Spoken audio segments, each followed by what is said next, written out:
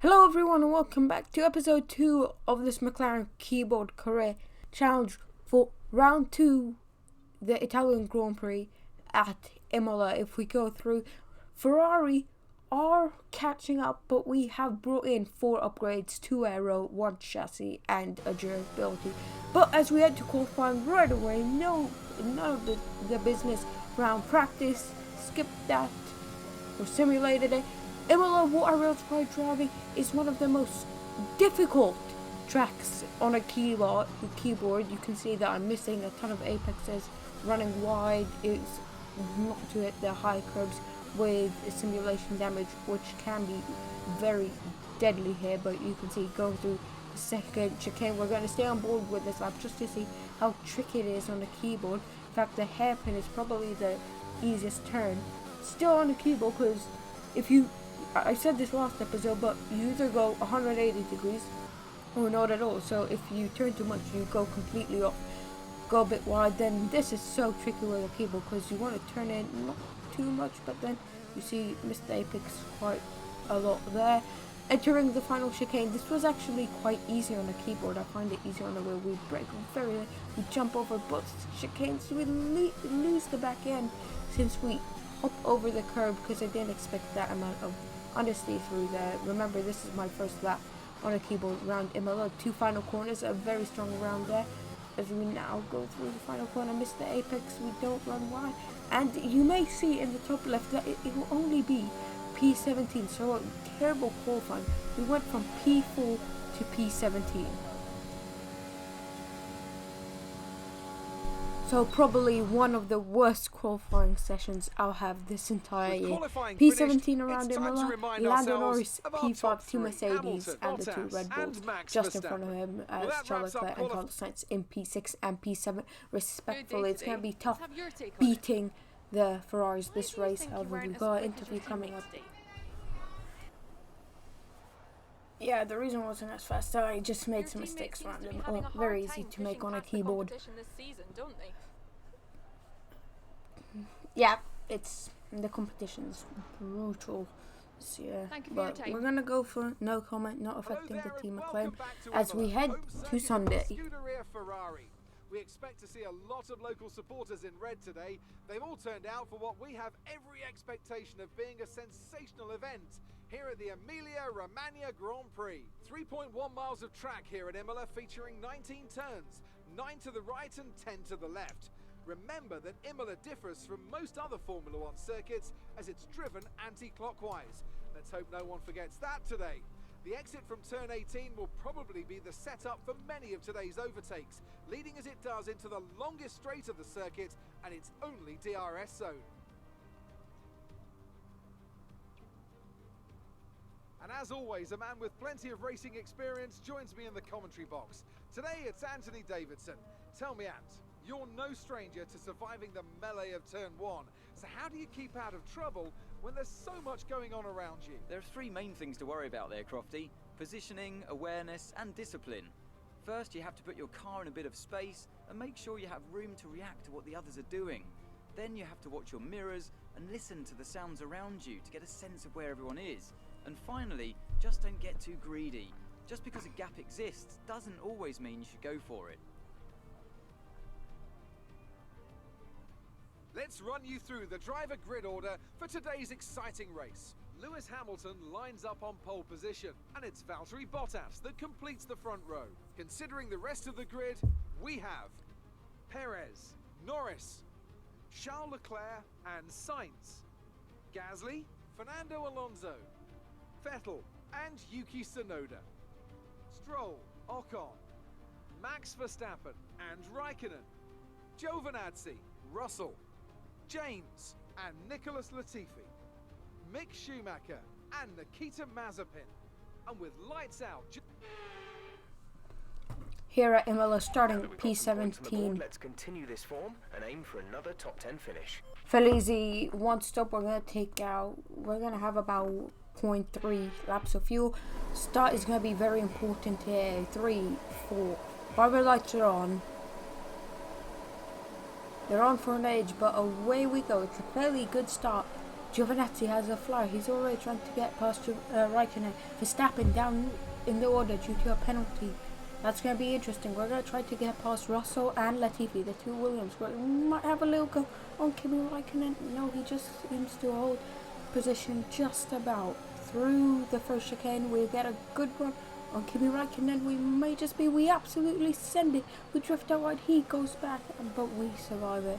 Now there will be a Constantine effect in this happen. We're getting optimistic, and we are going to send one to the inside of Ocon. We have to make the moves around here. It's hard to make the moves in the third sector.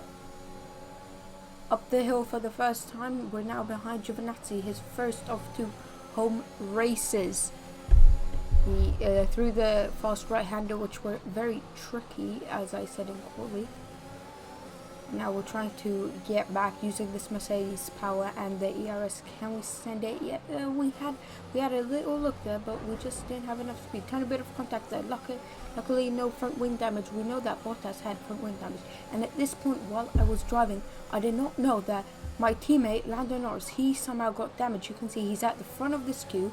He somehow got front wing damage. I didn't get that for some reason, but he's into the pits. Hopefully the time he gets with the undercut. Lando in the pits. As we get confirmation there. Oh, Stroll squeezes us.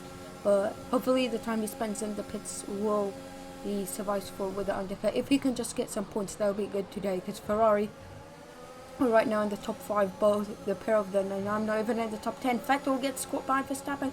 Verstappen goes defensive. Surely not 3 wide. We have to brake early so that we don't hit Verstappen and Vettel. We go off into the gravel, and Lance Stroll gets us. Giovinazzi might have a little go with us, but we do send it back up the inside. Could that mistake be costly? Because we would have been ahead of Stroll. Now we'll have to wait for the final lap. As Giovinazzi has a little look. Once again, we're on lap 2.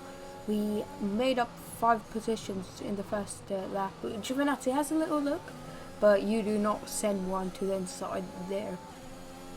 Stroll was fairly quick in a straight line, so I knew I had to give him in a corner. We go down the inside into the chicane.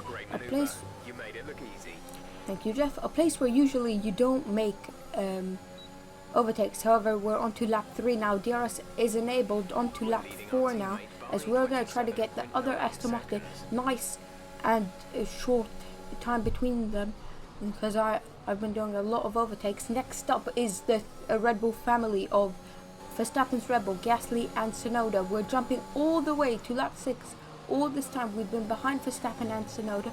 Verstappen gets past Tsunoda up the hill. Now we have to follow suit, because this is going to be critical if we want a chance at staying with Verstappen. We go a bit wide and off the track, but we maintain position.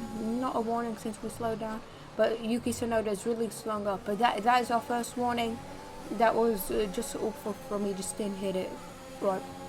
Tsunoda is going to go to the left, as we are going to touch the curb, and a little bit of a screen freeze there, but we're going to go round the outside of the second final corner, a place where I'm very confident, as I said in quali, as now Verstappen might be eyeing up Pierre Gasly. Funny how the two AlphaTauris are not letting any of the Red Bulls pass. Look at that, Gasly defending very well. Verstappen has to swap from the left to the right, as he is now going to send it to the left, and this is great positioning from us. Look at that, Verstappen all full exit. We get past him, and that is truly amazing. On lap 7, from lap 6 to lap 7, we've made up 2 moves, and one of them was on a Red Bull. But now lap 7, about halfway through, just before halfway, our pit window was meant to be lap 8, but we are going to confirm that we are going to box this lap, because our tires are going off. You can see Verstappen gets such a good run. That's not just the car, that's the tires. So we are going to try to get the undercut on Pierre Gasly as well. But he's just staying at like that reach. I don't think we can get him. So we are going to pit this lap. We're just trying to make sure what he does. You can see Alonso up there in the distance, 3 seconds ahead. Might be able to get him on the second stint. I've never felt this comfortable on a keyboard, because when I'm chasing people I'm a lot faster than just in clean air, or when I'm just chasing times. But you can see coming through the final corner, a little bit of contact once again. That's due to the keyboard, but once again we're into the pits. Not once again. Gasly stays out, everyone's staying out. Is anyone else pitting?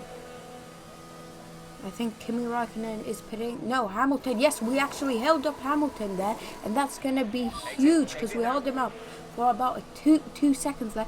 And look at how much closer we are. Raikkonen in the pits, or sorry, Giovinazzi in the pits, one of the Alphas and one of the Hasses of Mick Schumacher.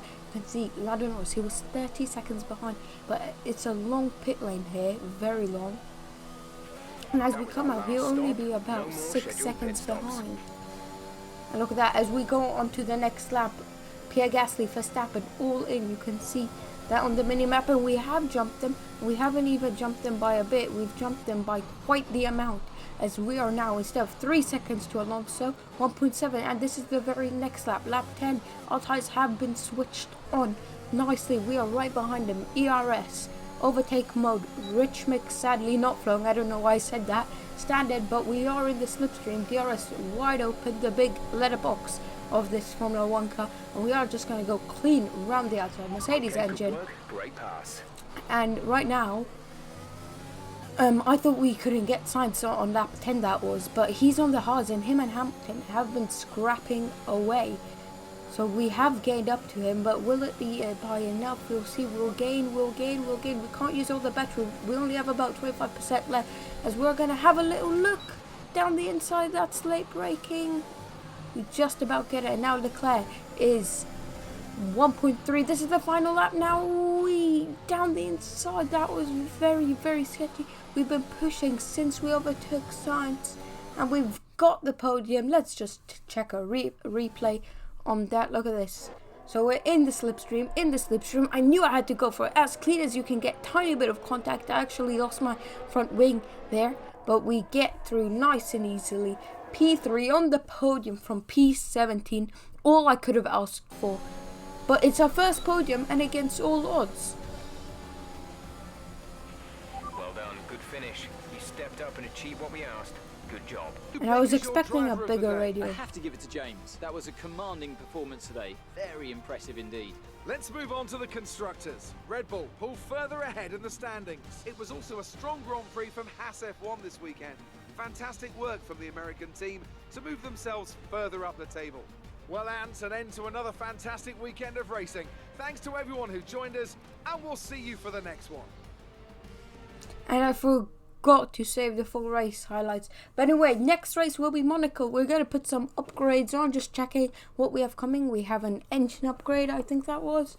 We got a notification here, but there's nothing there. Still have 133 days on our contract. We will be re-signing with McLaren. Right now, Ferrari are faster than us, but we're going to slap on some upgrades. For example, this rear downforce upgrade for Monaco, which will be very useful indeed. And I think that's it on the aero side. We are going to get something on the chassis maybe. Just checking if we can get anything else, and it will be the energy store cells positioning, which will also come in for Monaco. We have a long time until the next race, because we're skipping not only Barcelona but also Portugal. And there comes our downforce, sorry, it was a downforce upgrade. There's our weekly resource points. Now on the first, we get the aero and the chassis upgrade. Without issue. They'll be on the car ready for the next race weekend. And there has been a season break, because it's about a month until the next race from the last race.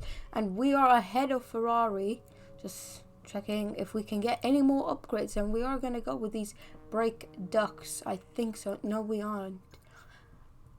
Reason we weren't going with that is because those were dragging. Right now our car is not very draggy at all. As we saw in Imola, we were overtaking cars on the main straight like it was nobody's business.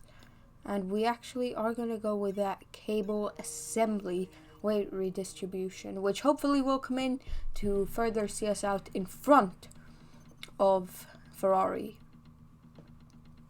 As we now go through general wear coming in. Of course, cable assembly has come in. We've had the... And thank you so much for watching. Like, subscribe. Goodbye.